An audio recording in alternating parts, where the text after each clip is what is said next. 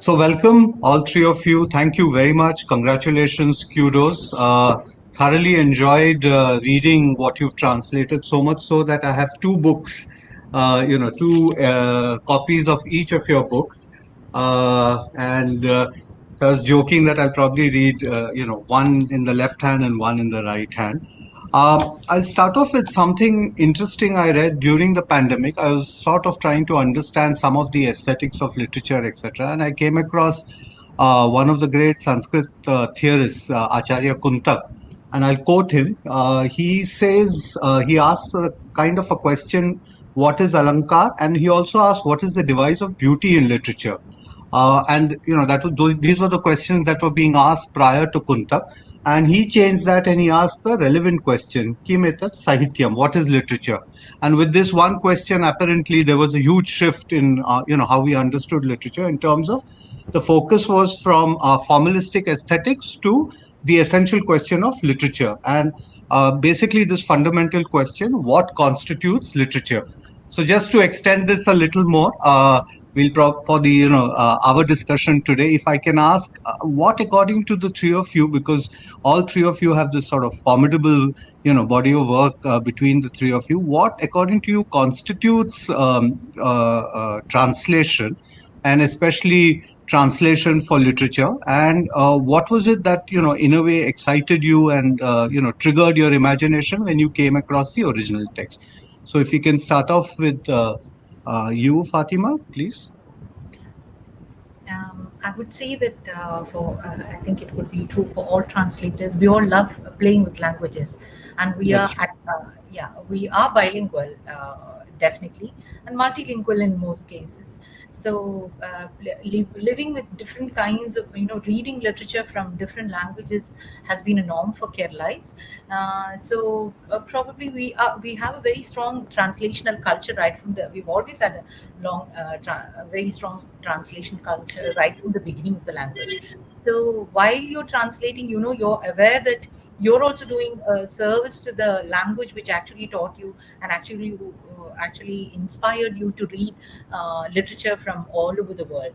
So you know that even if it is a tiniest contribution, you're also contributing to this large pool of literature which sustained you.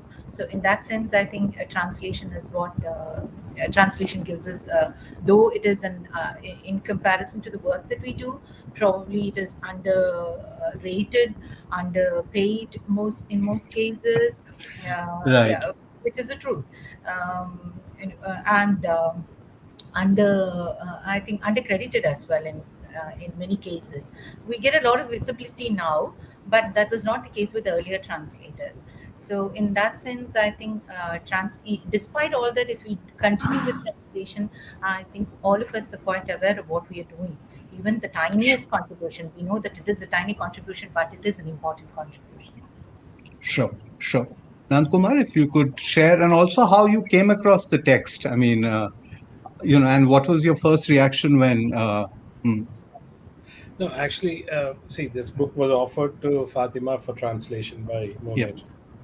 So, since we had worked together earlier, sometimes, and she was busy, she suggested, "Look, I take over this thing." So that is how I have this, you can call a bad habit of reading and translating. I am not a person who actually reads a book, then absorbs it, and I mean, because my rationalization for that is that when a writer writes, I mean, at that point of time, he only wants the reader to know that much.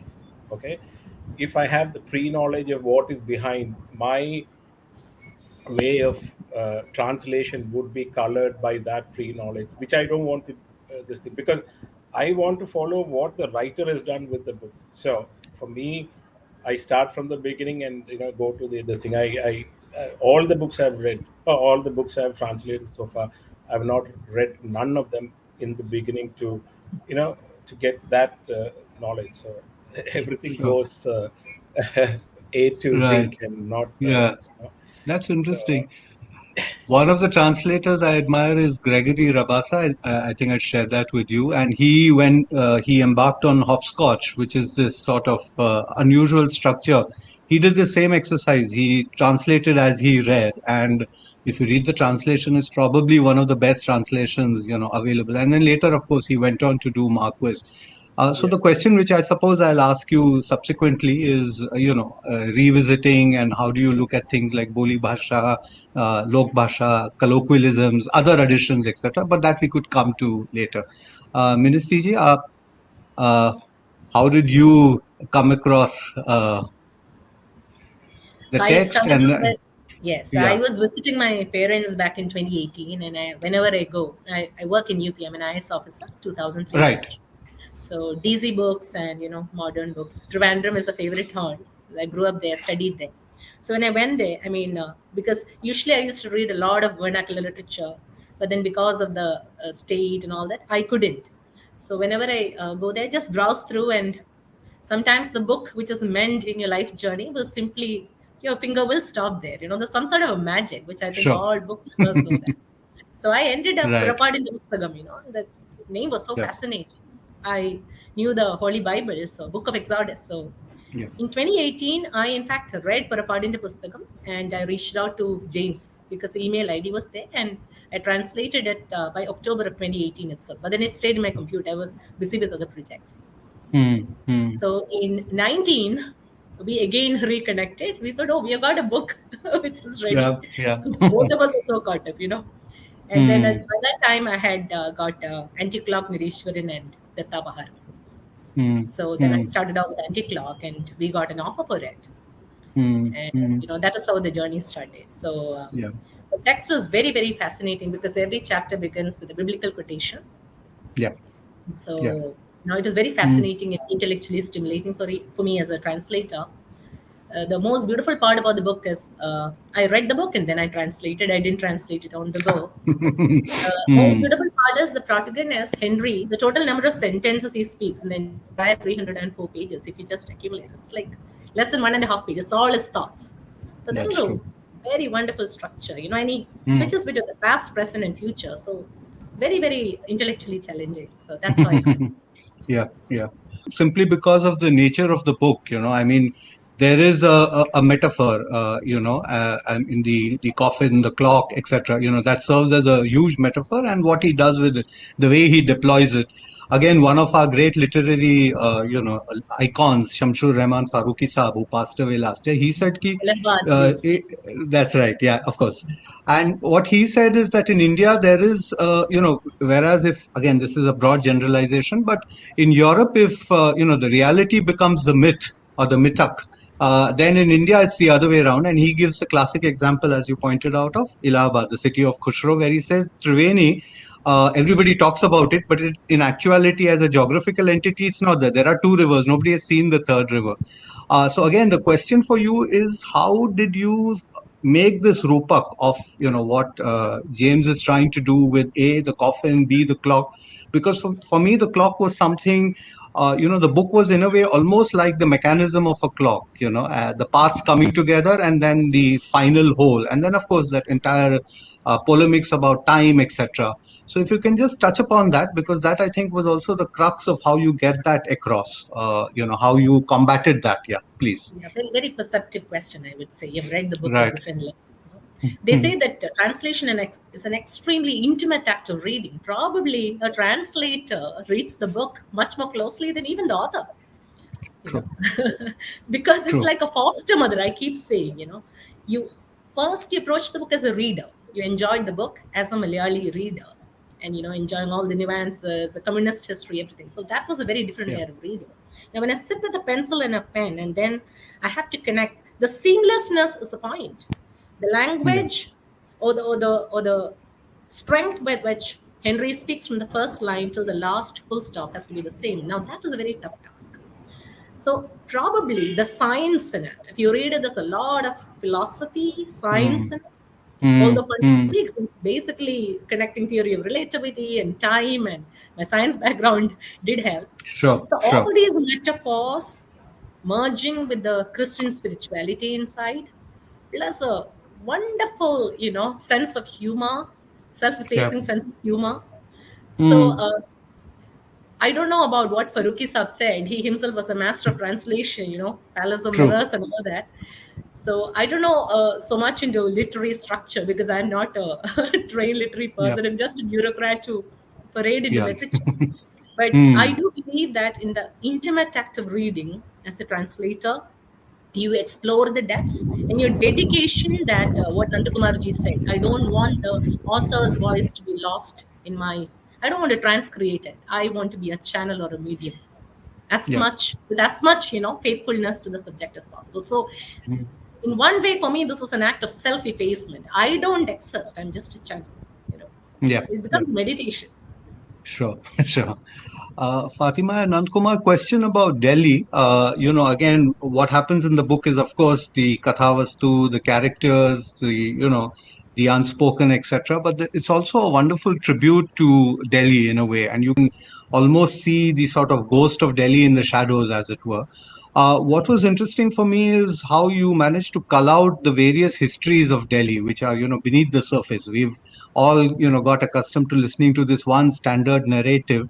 How did, again, in your discussions with Mukund, I know that some of it is, slightly autobiographical, some of it is also personal experiences, but these little nudgets, what to stress on, what not to stress on, and what to really, highlight when you were, in a way rendering this into English, the sort of the history of people who have been forgotten, the history of people who've been passed by, and how did you sort of manage to bridge this thing between fact and fiction in a way, and render it in English. So if you can just shed some light on that, because it's also a Delhi which is slightly unusual from what one has been reading thus far, either the historical or even in terms of an urban journalistic sort of spotlight on Delhi.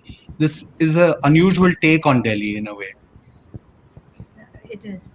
I would say that for me, personally, I was fortunate that I have Nandakumar, who's very familiar with Delhi. He lives in Delhi, Okay. and also Mugundatan, who has lived in Delhi for many years, and the book is in fact a tribute to Delhi, his personal tribute to Delhi.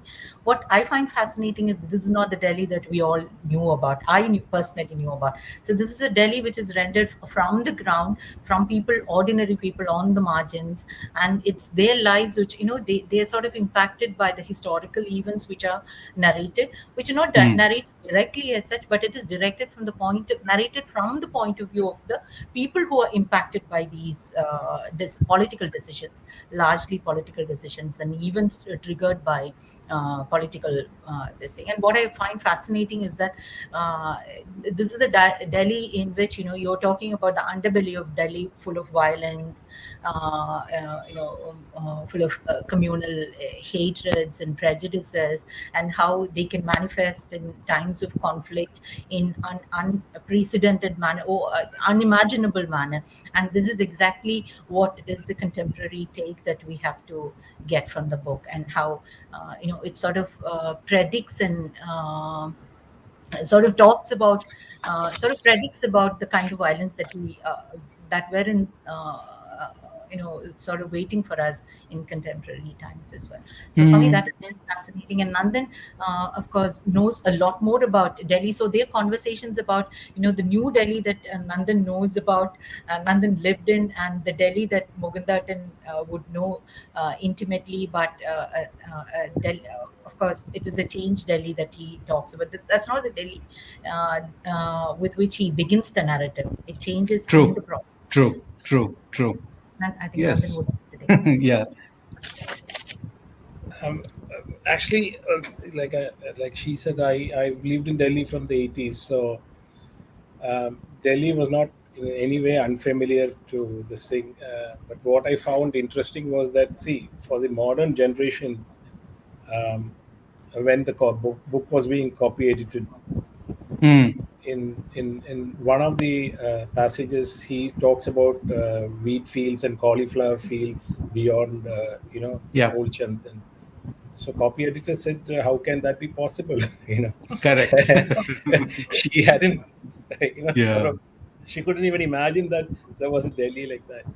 True. True. So in a way, I mean, for the present generation, it's a great this thing, revelation that there was a Delhi like that before. Yeah, yeah. And now it has become what it is, a sprawling, heartless place. Sure, sure. So, Yeah. No, it's interesting because today they say Delhi is almost up to Agra because of the expressway, because it just keeps on, expanding endlessly in a way. But no, what I think I maybe did not articulate myself well. I was basically wanting to ask two specific questions, that there is a tendency for literature of a particular language to confine itself to a region. What this book does quite, amazingly, is to be able to, uh, you know, talk about a history of another region, and to be able to do it with the aplomb and flair that it does. And also the other interesting thing is, it seems like a very simple book, but otherwise there is an interesting storytelling tradition that he is following. And there, I mean, we can go into greater depths if we have time. But so these are the two aspects which struck me, and it may seem as a very easy translation to do, but I think there is an inherent difficulty in being able to achieve both these things. Something which is so in a way rooted, but at the same time located in another region, and telling this story in this kind of a new 21st century storytelling tradition. So did you encounter any challenge in that, or any joy when you were sort of getting because into this? Mohanathan had specifically said that he had written it in a very simple style, and he wanted for the common, this thing. So there were hardly any challenges. The way the book is written, the way it is structured, and the only thing is that when you are a Delhiite, you might find some of these things a little bit of touristics. I mean, the explanation about the Correct. various mausoleums and stuff like that, but that is very important. Like I said, even a present Delhiite couldn't believe that Delhi was like this. So that is why when the discussions were going on, I know Fatima and Kartika, the editor, wanted it to be pruned a little bit, but I said, look, and not so much this thing, but Mohanathan himself thought that it was slightly, this thing, it had to be trimmed. But I said no, because see, everything about that book is important. I mean, there is nothing that you can take it away, and then so luckily for me, or luckily for everybody, that the thing prevailed, in the sense that that argument Sure, prevailed, that let's not take off anything away from the book and keep it as. So it's a very big book. It's about sure. Yeah, 178,000. It's not a small book. yeah. So Yeah, yeah, yeah, I yeah. think No, and one is I feel sorry, please. guilty here. I feel guilty here because Okay. I was the one who insisted that, because it's a novel which is written for the Malayalis, talking about, to sort of inspire them to understand what, Delhi and the lives of Hmm. Malayalis in Delhi, etc. Yeah. So I felt that, certain nostalgic aspects, nostalgic bits about how Malayalis lived in Delhi at that particular time. Maybe some of it could be trimmed, because I'm worried about the book being big, and I was worried about the book being big, and we wouldn't have so much of readership as well. So we were wondering whether we should cut out a bit, but Nandan refused to do it, and the editors Right. went by Nandan's this thing. Very good And decision, I I think think. it helps also because it's a simple narrative, and Sure, once you sure. start, you will continue with the narrative. Yeah, yeah. No, I mean, there is a thing that it Dickensian, in the sense that Dickens takes typically two cultures and they collide, and then the magic happens. I think what's remarkable about this particular book is it's not two cultures, it's many subcultures that collide, and then of course the magic happens, and that's, I think, very remarkable. It's not as simple as Mukundan is making us believe it. Yeah. I want to come to what you said earlier, Ministry, about the fact that you were reading and accessing so many of, you mentioned Yayati, etc. And I think it's a very valid point about no text standing alone, and everything in literature there is there are predecessors. And for me, what has been emerging specifically from Kerala and of course Malayalam literature is this formidable pool of translators. and I've been following a couple of your interviews and also utterances on in YouTube. What I want to know, and this is specifically from a question that would come from other languages. So we have something called Antarbharti in Maharashtra, where they again try to create a pool of translators. It has not been as successful as what is happening in Kerala. So I want to know what is the reason why there is apparently a bunch of supremely talented people who are translating and translating remarkably well, and how is it happening time and again, and there is now testimony that I think there are good 18 books that I counted the other day after this meeting was set up, and I said that these are world class books. So there is some lesson, there must be some SOP or some benchmark or some guideline that the other languages could follow. So if you could shed some light on that, that would be really helpful. I'd like to give an anecdote here. If my brother were to put his mind into translation, he'll make a far better translator than me. Okay. I mean, the point is, he's in US, he's an engineer, he has a bunch of friends that get together and discuss literature.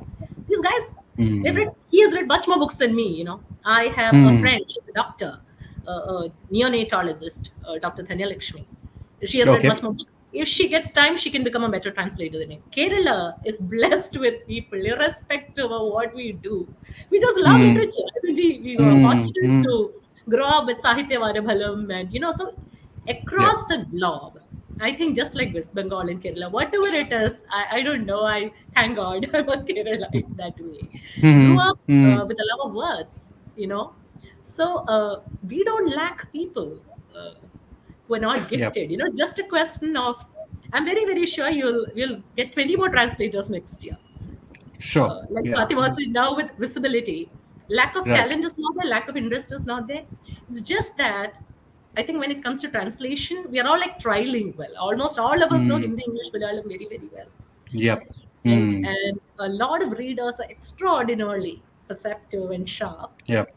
Yeah. So Kerala is a totally different ballgame altogether. I think that is no, good to hear. Yeah. Nandakumar? Translational Sorry, culture, please. Yeah.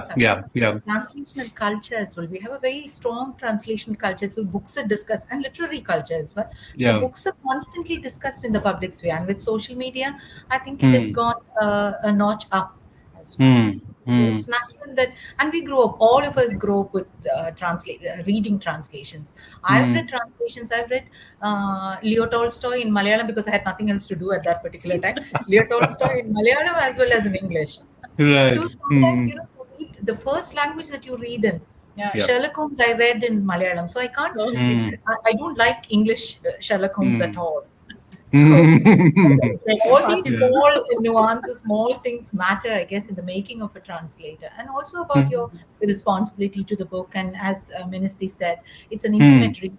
An intimate reading sometimes, which may bring in, expose the flaws, expose the difficulties. Nandan is a very, very sharp when when it comes to finding errors in time schemes, structural errors, and all these things. So he's the researcher for us. Nandakumar, would you want to add something? Is it something to do with the water in Kerala? Instead of chlorine, they inject something special? I don't know. I mean, see, even as a child, one of the first books I read was Katha Sarit Sagaram. So from that point of time, I had wanted to translate that. I mean, I did not know at that time that it had already been translated by Englishmen. And I mean, without any this thing, I had actually must have done about 150 pages at least. It still must be somewhere in my computer. I'm hoping I'll find a publisher someday to do my version of course. See, it's not from the, I mean, at that point of time, I did not know what structure it was, written in, because it is in what you call that. It's written in 2-line poetry, actually, the whole thing. Okay. In Sanskrit, of course. So, sorry. Couplets, right? Not couplets. There is a special Dai something name is there for this kind of poetry. So I mean that is where the beginning of my this thing for a translation, and then Um, then I read a number of books which had been translated from Malayalam into English, and I found them in somehow to my aesthetics, my this thing for the language, I found them lacking at this thing. So that is what I Hmm. kept on telling Fatima, that look, we can do a much better job than what has been this thing. So that is when this opportunity came, and then I took it on. And Sure. I guess it is again a love for the language, which Yep. which because I am not a literature student. I studied economics, Hmm. but it's just that I loved languages, and so that is what actually then you mentally kind of compare this and that, and then you say, hey, there is something better that could be done. uh, I mean, at least with me, that was the journey. um, Sure. I can't speak for every care light, and Hmm. this, Of course. Yep. I can only tell you my experience and my Yep. um, and yeah, most of the, like Fatima said, I had read Tolstoy in Malayalam first before I read him in Hmm. Hmm. Hmm. English. Yeah. Yeah. Good. Ministry, first and foremost, I mean, is it true that you're also going to be translating three more books by James? And okay, wonderful, wonderful. I also want to understand here what, because obviously now this is going to be a longish partnership. So I came across an interesting quote by Max Eastman, and I'm going to quote him. He's the gentleman who, among other things, translated a lot of Trotsky. Not a very popular person, but the translations in English are very, very good. So he said that Trotsky's leisure moments and my patience both gave out when the book was half done. And I mean, they were not exactly very pleasant to each other. And the second other thing was that one of the results of whatever the tussles was to establish a personal friendship between Trotsky and me, notwithstanding my heretical and sinful opinion that Marx's philosophy of dialectical materialism is nothing but a grandiose exercise in wishful thinking. However, in spite of this huge obstacle, I continue to remain Trotsky's chief translator. Anyway, so this the reason to share this is basically to understand. One is of course the professional friendship that one has, and then obviously there will be areas of concerns and red herrings along the way. What according to you would be an ideal relationship with a living translator? Is it sort of combative? Is it what kind of relationship it is, and how does it sort of benefit a good translation? What do you normally seek for? Yeah, it's see, at the end of the day, it's a teamwork. So if you Right. don't have the mutual respect, I would emphasize on the Yeah. word respect, because now Sure. I've done translations for so many different people. I've seen what worked, what has not worked. So one thing which Sure. I'll never compromise upon is respect for my effort. And with Sure. James and with a lot of other authors, there's been tremendous respect. It starts with Sure. that. They value your Hmm. hard work. If that respect is not there, then it is just not going to work out. The author can be Sure. extraordinarily talented, but the author does not respect the translator's effort. It is going Hmm. to be, and I Yep. tend to move away Yep. from such relationships. Hmm. Yep. With James, the best part is he's very, very clear why that comma is there, why that hyphen is there. So that clarity Hmm. helps me as a translator, because we do a lot of intense joint editing together. But then the Okay. freedom he gives me, he just puts a comment, meaning this is what I meant. Maybe here actor Hmm. can be passive, but then it's just your choice. So Sure. finally it is like up to me. So that space which comes in the understanding, and very generous with compliments. So what a beautiful word here. Please continue to do this. It's like Hmm. it's you don't expect that thing to come in the comment, but the generosity of appreciating that that word really captured it. You know, Hmm. so so these things, and technology has made life possible. I've never met him in real life, Okay. but then but Hmm. then through email and WhatsApp. So Sure. like I said, the again, the beauty is there is no pressure. We did Book of Yep. Exodus together. He had the faith in words. I was engaged in other projects. There was no pressure. Then we did the other three books, very comfortable. When we got an offer, Yep. we went in Yep. with it. So the space and Sure. understanding, and definitely yes, there is a very wonderful friendship now, and that has really aided me as a translator. Sure. And Fatima, for you, what happens? I mean, when you hit an obstacle, what do you do? Good old-fashioned Oxford Dictionary or thesaurus or the local chetta or local achan for help? How does All it work? together. All All together. together. But Yeah. mostly thesaurus and the online dictionaries and all that. Right. But Right. occasionally, your friends helps, especially if Yeah. they're translators, and you have an extended conversation with them about, and authors as well. We're constantly in Yeah. touch with the author who explains, why he used a particular. In our case, probably because we both come from the same place, Yeah. Moondat and I. Correct. Uh, Yeah. we're quite familiar with what are the local usages as such, but we Hmm. didn't have Hmm. so much of a problem with many of the anything in particular, because this is a Sure. very straightforward sort of narrative. You just needed to Yeah. be careful about the maintaining the tonality, the rhythm, Yeah. etc. Sure. Other than And that, it your was yeah, not your next project, what are you um, going, unless it's a top secret? Yeah. no, not at all. Okay. I'm working on Jnanabaram by Santosh Kumar. Then Okay. also, P.F. Matthews's novel, and all in the pipeline. But I haven't touched it. Nanda knows how lazy I am. It's Okay. because of All that, right. Mm. this work actually advanced so quickly, forward so quickly. So I'm generally caught up in a lot of things, and Sure. hopefully I'll be able to do it by next year. There are other Okay. works as well. We're talking about it, but I don't know whether I'll be able to do it as such. Of Sure. course you will. Yeah. Thank you. Yeah. Nandakumar, you two autobiographies and And then the collection of short stories by Indi Menon.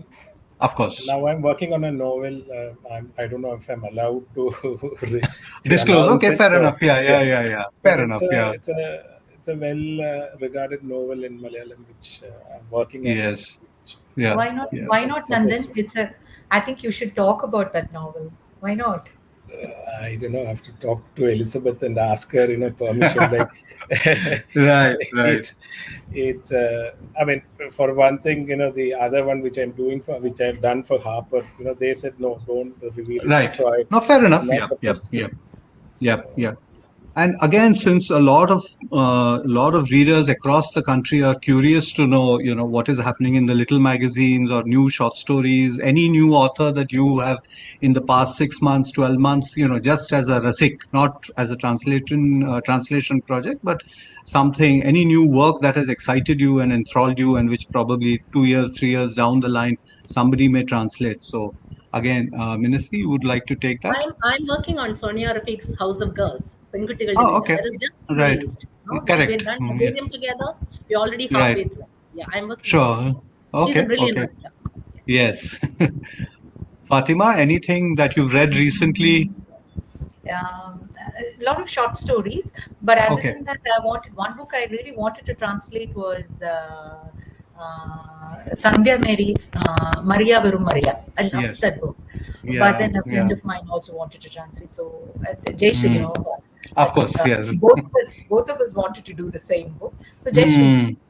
Yeah. Yeah. I'm sure she'll In the do it. theater, yeah, in the Great. theater, we normally have two translations of the same text, and so that makes it competitive. And generally, the director then picks up the better one, so to speak. So yeah, so all the greats, Karnad, Tendulkar, Mohan Rakesh, Badal Sarkar, multiple translations, and then anyway, so that's one way of looking at it. Nandkumar, anything that you've read recently which is exciting? actually, my day job keeps me up for 13, 14 hours. After Right. that, I have to find time to. So my reading has really been kind of come down. Yeah. Hardly Sure. seeing Sure. it. So Sure. Yep. I depend on So Fatima to find me recommend it. yeah. Good. Good. Good. All right. I think there is the tyranny of time. Thank you very much for doing this. I thoroughly enjoyed myself. I wish this was a long and lengthy conversation where we could sit and really faff as in the good old days, like we used to do it in the addas and this thing of Mumbai. Meanwhile, thank you very much for what you've given us.